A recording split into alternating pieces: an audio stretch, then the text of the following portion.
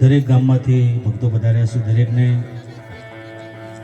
અને સ્ટેજ પર બિરાજમાન સંતોને, બહારથી બધેલા ભક્તોને દરેકને જય ગુરુ મહારાજ. સંતોની સભા છે.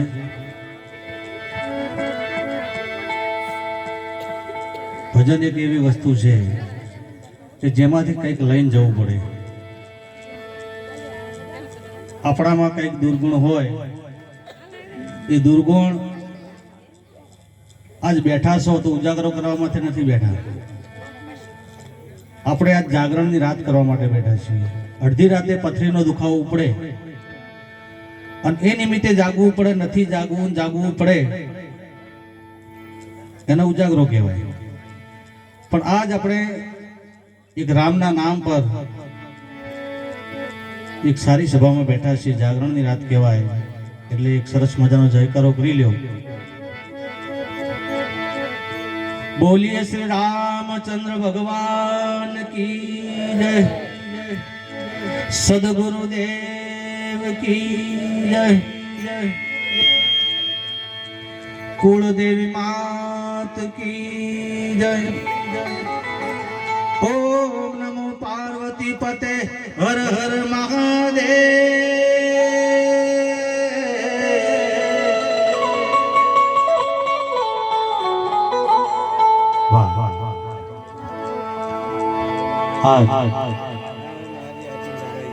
મારી પડોશમાં બેઠા છે મારા જૂના મિત્ર છે અને રોડા ગામના વતની સુતાજી ઠાકોર.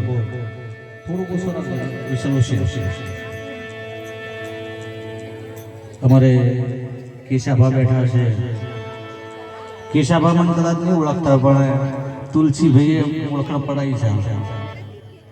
બજારમાં ઘણી વાર મળતા હોઈએ પણ હું ઓળખાણ નહીં કાઢતો, હું તમારો ભત્રીજો થાઉં છું.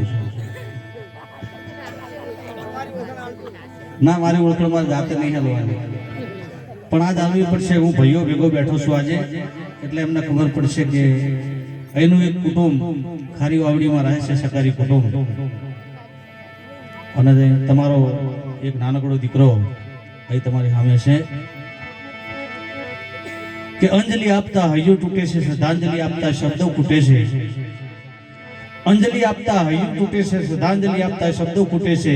હર પળે હર કાર્યમાં હર જગ્યાએ અમારા પસાભાની હંમેશા યાદ આવ્યા કરે છે કે હૃદય મારું રડી પડે છે તસવીર જોઈને આપની. હૃદય મારું રડી પડે છે તસવીર જોઈને આપની. હૈયું માનવા તૈયાર નથી કે હસ્તી નથી રહી આપની. પ્રભુ મારા પસાભાની દિવંગત આત્માને સદગતિને શાંતિ આપે એવી પ્રભુ પાસે પ્રાર્થના કરી છે. ત્યારે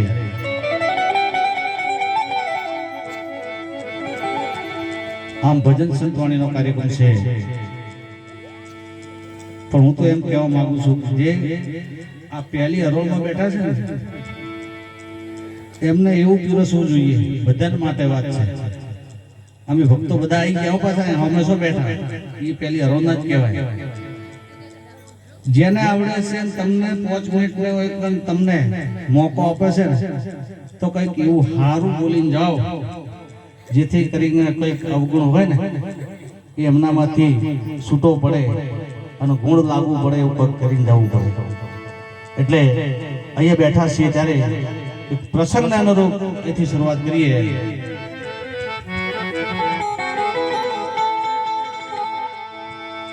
મરનાર તો મરી ગયા. સાઉન્ડ પર મારા વિજયભાઈ અને તબલજી પણ આપણા ભાણો છે. ગણપતિ બિહારે પણ આપણા ભાણા થતા છે કદાચ.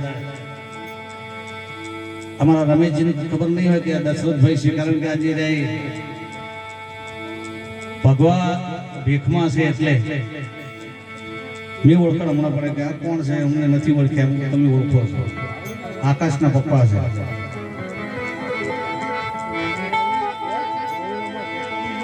મરનાર તો મરી ગયા, મરનાર તો મરી ગયા. સદગુણ એમના સાંભળે હવે લાખોની લૂંટાવી દો તમે સાહેબી, મરનાર પાસા ના ફરે. માટે માયાના હગાસે માનવી, માયાના હગાસે માનવી. એ મારી કાયાનો હક નથી જોને કોઈ, એવા લોહીના હગા તમને લાખો મળે, પછી અંતમાં મળે ના કોઈ. આ સમય જે મળ્યો છે, તમે અમે બધા ભેગા બેઠા એ જ સાચું છે. કાલ કોઈ જોઈ નથી, કાલની કોઈને ખબર નથી. ગંગા સતી પાનભાઈ આ સમય માટે થઈને એમની વાણીની અંદર ઉલ્લેખ કરતા હોય કે વીજળીને ચમકારે મોતીડા પરોવો, નહીતર અચાનક અંધારા થશે. જેવો વીજળીનો ચમકારો થાય એવા તરત જ હોયની અંદર દોરો પરોવાની શરૂઆત રાખો.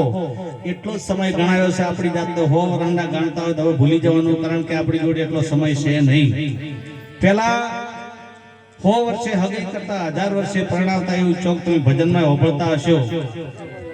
એ બધી સત્યુગની વાત છે.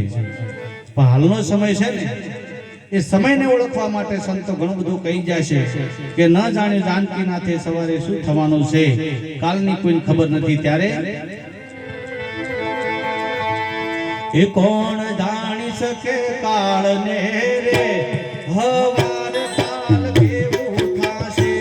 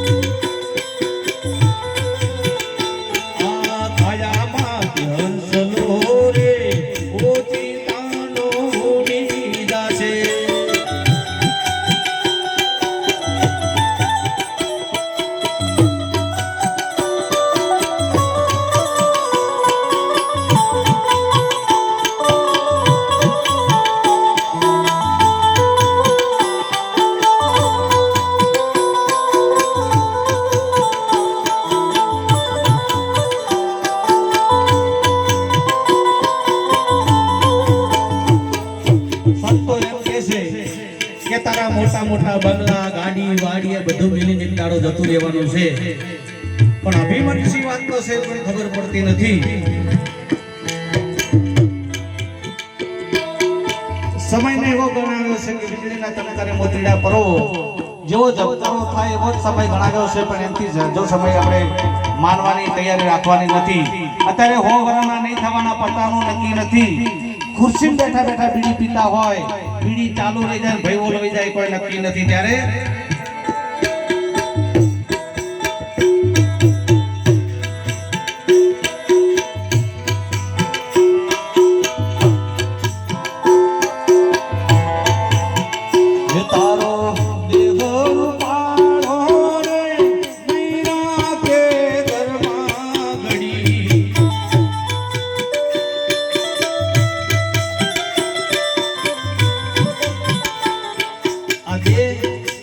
એટલે કે શરીર ગમે એટલું રૂપાળું હોય, ભાઈ હોય અક્ષય કુમાર જેવો લાગતો હોય, થોડી ઓછી કરો, અવાજ ઓછો રાખો તમે. અને બેન હોય ઐશ્વર્યા રાય જેવા લાગતા હોય, પણ મરી ગયા પછી ઘરની અંદર એક જ વાત હોય કે કાઢવાનું કરો અને રાત રખાય નહીં. આપણો સમાજ પાછો એમીલો રાત રાખીએ એટલે સવારે બીજા કોઈને લેતું જાય. ગામમાં નાળિયેર પાછું હોય તો એમ રાખે કે એ જ લેતો ગયો. આ બધું ભૂલી જાઓ. તમારા કર્મના આધીન છે બધું. તમે જેવા કર્મ કરશો એવું પાછળ થવાનું છે. જેવા ચાહડા કાઢશો એવા ચાહડા પાછળ નીકળવાના છે. એટલે આ કર્મની ગતિ ન્યારી છે અને સમજી લેવાની છે. બેન દીકરી કદાચ અમદાવાદ પરણાવી હોય, ઘરની કુટુંબની અંદર કોઈ મરી ગયું હોય તો કે ના દીકરી નથી બોલાવી, એના આવતો વાર લાગે અને કાઢવાનું કરો. ભેંસ મરી જાય એના ચોબડાનું ચંપલ બને, બકરી મરી જાય એના ચોબડાનું આ તબલું બને. આ માણસ જાત મરી જાય 100 રૂપિયાનો રોજ હાપુ વાપરે, 150 રૂપિયાનું શેમ્પુ વાપરે, સારી સારી ક્રીમ વાપરે, આપતા જતા દર્પણો જોવે, પણ મરી ગયા પછી આ શરીરમાંથી કઈ કામમાં આવતું નથી, સીધું દફનાવી દેવામાં આવે છે. પણ માણસને કઈ જાતનો અભિમાન છે એ વાત સંતો કરવા માંડે છે.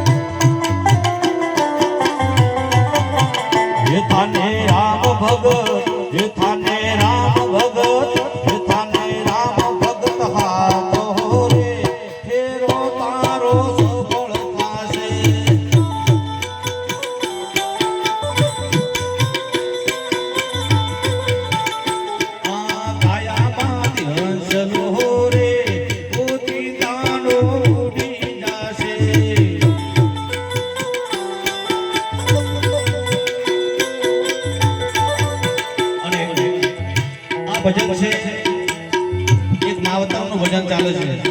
એટલે મા બાપ છે આપણા ભગવાન છે, ત્યારે 2 લાઈન ગાઈને આપણે વાણીને પૂરી કરીશું. કારણ કે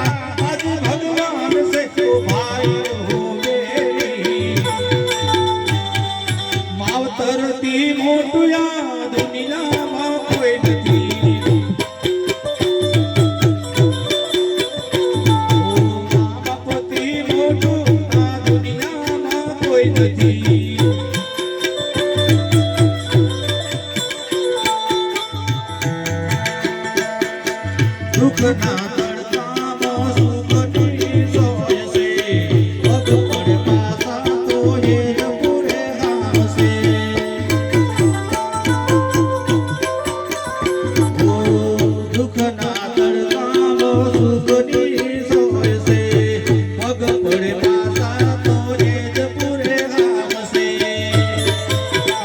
હો કદી ના દુભાવી રે ભૈયું એ મનો, કદી ના દુભાવી રે ભૈયું એ મનો. ઓ ભાઈઓ બેટી માવતરથી મોટું આ દુનિયામાં કોઈ નથી.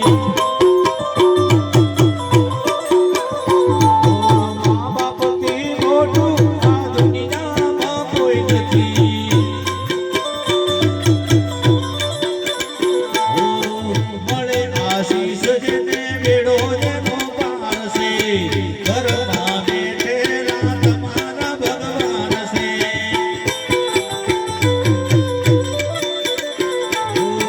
મળે આશીષ જેને વેડો જેનો પારસે, ઘરમાં બેઠેલા તમારા ભગવાન છે. વેદ પુરાણે કીધું છે, દાદા ગણેશે સિદ્ધિ કર્યું છે. ઓ ભાઈઓ બેટી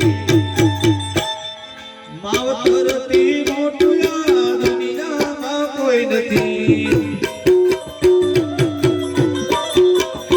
ઓ મા બાપથી મોટું આ દુનિયામાં કોઈ નથી. દુનિયામાં કોઈ નથી. દુનિયામાં કોઈ નથી. બોલો સદગુરુ ભગવાન કી જય.